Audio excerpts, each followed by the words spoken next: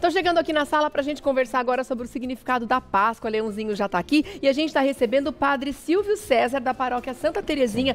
Seja bem-vindo. Muito obrigado, Regiane. É uma alegria estar aqui com pessoas queridas. Prazer, né? querido. Prazer muito grande. Prazer te conhecer. Bem-vindo. Onde é a Paróquia Santa Terezinha, antes de mais nada? Aonde fica? Aqui em São Paulo, aqui eu estou na região Santana, em Santana, Zona Norte. Santana. É que são várias paróquias Santa Já Terezinhas estive em lá. São Paulo. Sim, que bom.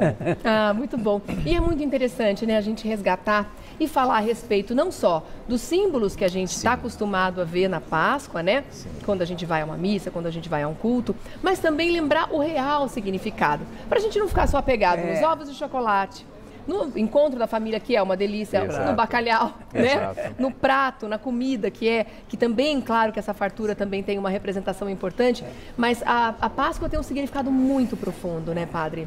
Regiane, nós trazemos sempre essa perspectiva de um renascimento para nós, né? O fato de que Cristo já está ressuscitado, nós fazemos a memória, né, deste acontecimento.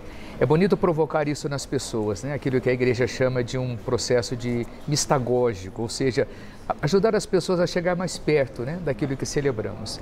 O Cristo ressuscitado pode provocar isso em nós, né? Que a gente se torne pessoas melhores, né? Esse desejo de que cada vez mais a gente consiga superar, né, desafios, dificuldades, tristezas, né? Não sair num mundo imaginário, né? Nós estamos nesse mundo bem concreto, aqui viveu este homem, né? Mas o fato da gente poder celebrar isso, então provocar nas pessoas também a possibilidade de um renascer, né? Um momento novo, que a Páscoa propõe. Há quanto tempo a gente comemora a Páscoa? Assim, Na verdade, o acontecimento se deu, né, na vida de Jesus, né, lá há tantos anos, né? E desde aquele momento os primeiros apóstolos fizeram memória disso. Mas a igreja, quando ela vai se construindo nos primeiros séculos ali, é que ela vai instituindo, né, o seu calendário mesmo litúrgico, então ela contempla como a data principal. Então, nós estamos nos primeiros séculos ali da era cristã mesmo, no início, aquilo que os próprios apóstolos trouxeram para nós como um legado. E eu acho muito interessante quando você traz essa linguagem, né, do contexto histórico para o que a gente está vivendo hoje, para a atualidade, e olhar de que forma que esse renascimento pode acontecer, né? Porque a passagem, né, a Páscoa, a passagem, a gente quer passar de quê para quê, né? Do que a gente está vivendo hoje, do que a gente está sentindo hoje, do que é o nosso significado enquanto sociedade, aonde a gente quer chegar, né? Que sociedade nós queremos ser? Então, eu acho que essa passagem também pode ser uma questão muito pessoal, né? Sei lá, um autoconselho que a gente pode se dar para que caminho eu vou individualmente, mas acho que a gente pode fazer isso também coletivamente enquanto sociedade, né? Com certeza, o tempo que nós vivemos nessa quaresma, né, estamos encerrando, porque estamos nesse tríduo pascal, recorda isso, né? Um dos próprios evangelhos contemplados nesse tempo fala da transfiguração de Jesus, no momento em que o ser humano vive muito desfigurado, né? Então, acho que essa perspectiva da esperança, essa perspectiva da fé, ela pode trazer alguma coisa que motive a gente, né, a querer viver melhor. As escolhas que nós fazemos o tempo todo, né? Exato. Então, acho que quando a gente pensa nesse renascer, é isso. O que em mim pode ser um pouquinho melhor a partir dessa Páscoa e para sempre, né? Eu acho que, inclusive, depois da pandemia, a gente ficou com esse espírito um pouco mais acentuado, né? Aguçado, né? Porque a gente sofreu muito, a gente entendeu muito o que é o sofrimento, e aí é como se fosse um renascer mesmo, né, da gente espontâneo, né? Tivemos que aprender meio que na marra o significado da resiliência. Eu acho que né? quando a gente toca, né, um momento tão delicado da vida, alguma coisa precisa acontecer em nós, né? Então, acho que o ser humano ele deu uma repaginada, ele ficou um pouco melhor, né, nessa perspectiva. A gente tem alguns símbolos também, né? Que resistiram ao tempo, né? Exato, que estão aí até hoje, que muitas vezes algumas pessoas não entendem. O que deve o coelho com o ovo? Como assim?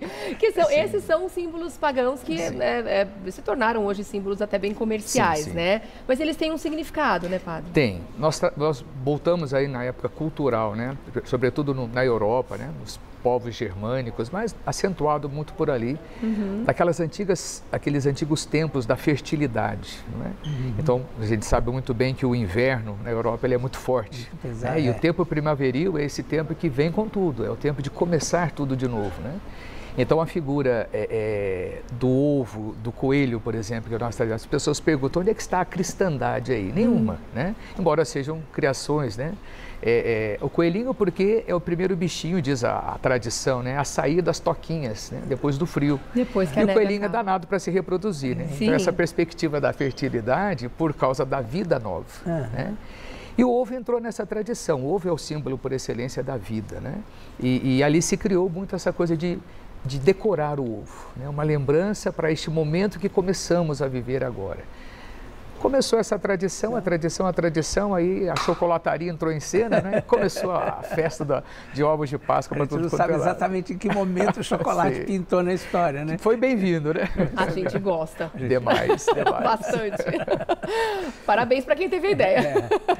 Bom, vamos falar sobre os símbolos cristãos, então, são de origem cristã. A gente tem alguns aqui representados no nosso cenário, né? Sim. O Círio Pascal, antes de mais nada, eu queria que você falasse um pouquinho para a gente. A vela do Círio Pascal é o símbolo principal, né? Nós colocamos nele a simbologia do Cristo que ressuscita. A cerimônia que vamos celebrar no Sábado Santo, né?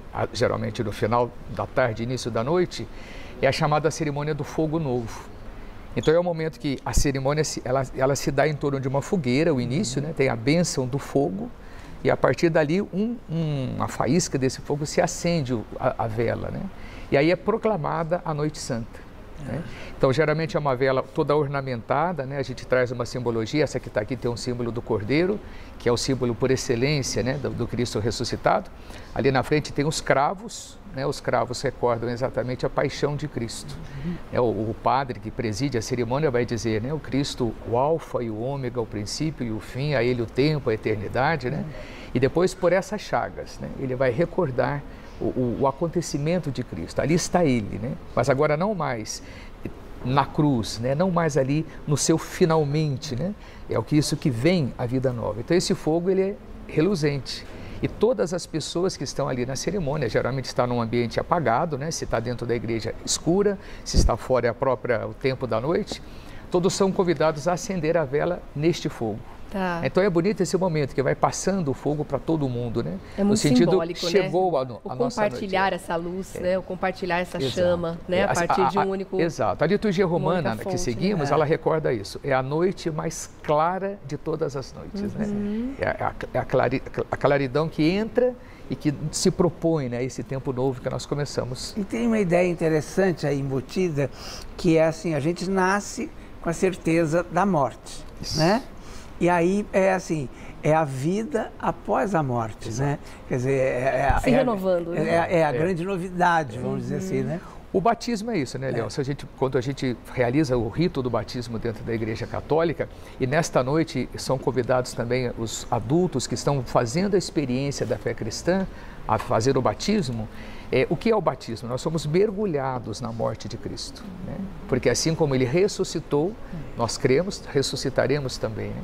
Então essa simbologia que permeia também a riqueza dessa Noite Santa, como você bem lembrou. Muito lindo. Bom, temos também a tradição de comer peixes, né? Ou bacalhau, ou para quem de repente, né? Acho que bacalhau aí está um pouquinho fora do orçamento, tem uma variedade maravilhosa de peixes para a gente usar e abusar. Que também vem disso, né? Também vem dessa tradição cristã, né? Até brinquei, eu falei, faltou o peixe aqui. Pois é. E não comer a carne na Sexta-feira Santa, especialmente, né? O peixe é o símbolo maior, né? O próprio Cristo, ele se associa, né, ao inicial da palavra grega, Christos, é o símbolo de um peixe, né? A letra. Então, ele é um símbolo que a gente define, né, a figura de Cristo. Era o alimento muito comum do tempo, né?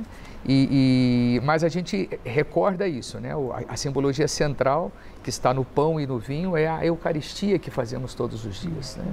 E é nesse sentido que a comunidade cristã ela vai vivendo por esses muitos anos, né? Ela vai perpetuando no tempo essa memória dele.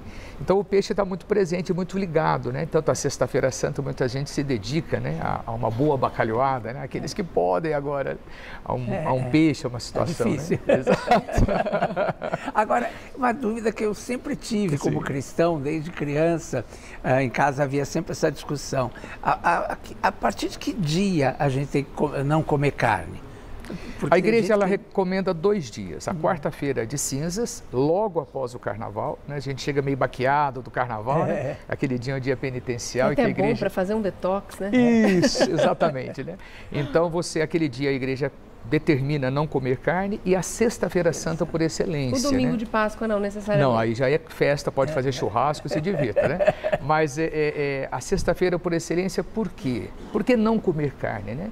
Recorda exatamente o momento sacrificial do Cristo na cruz, né? O derramamento do sangue. Então, a carne está tocada no sangue. Então, é um dia que a gente se reserva dela. Eu, particularmente, isso vai muito de pessoa por pessoa, né? Até mesmo o peixe eu dispenso, porque eu adoro peixe. Então, eu não vou comer carne, eu vou me deliciar no peixe. Então, eu corro o risco de faltar para com o pecado ali da penitência. Temos isso em comum. Renúncia, então, é assim, né? Para mim tudo é carne, mas eles querem, associa geralmente a carne vermelha. Sim. Né? Tá. Mas aí tem aqueles que fazem o 100%. Algumas pessoas têm essa opção, assim como o senhor. Tá certo. Agora a gente tem também o pão e o vinho aqui também representados na mesa, que inclusive são representados nas celebrações, né? A uva, né, da qual se extrai o vinho canônico, é um vinho selecionado, né, que vem especificamente para a igreja, geralmente um vinho licoroso. E o pão, que era o símbolo, né, do dia a dia. Jesus quer se utilizar das coisas mais simples para fazer ali o gesto dele. Isso ele colocou para os apóstolos, né? Todas as vezes que você partir o pão e distribuir o vinho, façam isso em memória de mim. Então, o padre, aquele que preside uma liturgia, ele vai recordar essa palavra de Jesus. Né? Ele tem exatamente no momento da transubstanciação, o momento que se consagra, ele então apresenta para nós, né, a partir da hóstia e do vinho, aquilo que é para nós o corpo. É como se fosse, eu entendo assim, não sei se eu estou errado, como uma orientação mesmo de Deus, porque ele conversava, Cristo conversava muito com o Pai, né? Muito. E como se ele estivesse sempre consultando, perguntando coisas, sendo orientado. E a questão do pão e do vinho fica bem clara ali, como se fosse uma orientação mesmo de Deus, né? É a ceia do dia a dia, né? Acho que para o judeu do tempo, né, sentar em qualquer cantinho, pega um pedacinho de pão e o vinho, a festa está garantida. E para que nunca falte, né? Porque temos neles também os símbolos da multiplicação, né? Do alimento. Sim. Das passagens, muito legal. Né? E o sino? Finalmente temos o sino ali no cantinho. O sino ele é sempre essa proclamação da festa, né? E a Noite Santa, durante a Quaresma, as igrejas elas param todo o som, né? Tudo aquilo que é som estridente, assim. E aí, para essa noite, bota o sino para todos os lados, né? O sino é uma forma de entoar, né? A canção, a festa, o sentido maior, né? De dizer para as pessoas, né? Estamos aqui, né? Alguma coisa está sendo proclamada. É interessante como na missa, quando toca o sino, a gente se toca, né? Exato. Parece que toca aqui dentro mesmo, aqueles campanários antigos, né? Que se toca. Na minha paróquia mesmo tem ao meio-dia, às 18 horas tem a hora do sino. É uma melodia, não é só um badalar, né? Muito lindo, que especial. Agora eu vou pedir, padre, para que o senhor, por favor, passe uma mensagem de Páscoa para as pessoas em casa, para que todo mundo se inspire nessa sexta-feira a realmente pensar um pouquinho mais no real significado dessa data. Que esse tempo pascal, né, esse tempo em que nós nos situamos, né, dentro da temática, nesse tempo em que nós nos deixamos emprestar pelo acontecimento da ressurreição de Jesus, possa ser um tempo para você também, muito especial, de olhar para você e verificar alguma coisinha que pode ser melhor. Assim como Cristo saiu daquela pedra, que cada um de nós possamos sair também desse sepulcro que muitas vezes nós vamos entrando no nosso dia a dia sem perceber. Um dia de olhar melhor, um dia de sorrir mais, um dia de abraçar mais, mas que não seja apenas nesse dia de Páscoa, mas que seja uma Páscoa para toda a nossa vida. E que Deus abençoe a cada um. Amém. Que especial, padre. Obrigada. Obrigada alegria pelas estar palavras. Aqui. Muito obrigado. Obrigada por tudo isso. Padre Silvio César, da Paróquia Santa Terezinha, esteve com a gente hoje nessa sexta-feira santa muito especial. Eu vou deixar aqui também o site para você conhecer mais o trabalho da paróquia, tá? paróquiasantaterezinha.com.br. Muito obrigada. Até uma próxima oportunidade. Muito obrigado. Boa Páscoa. Obrigada. Muito bom.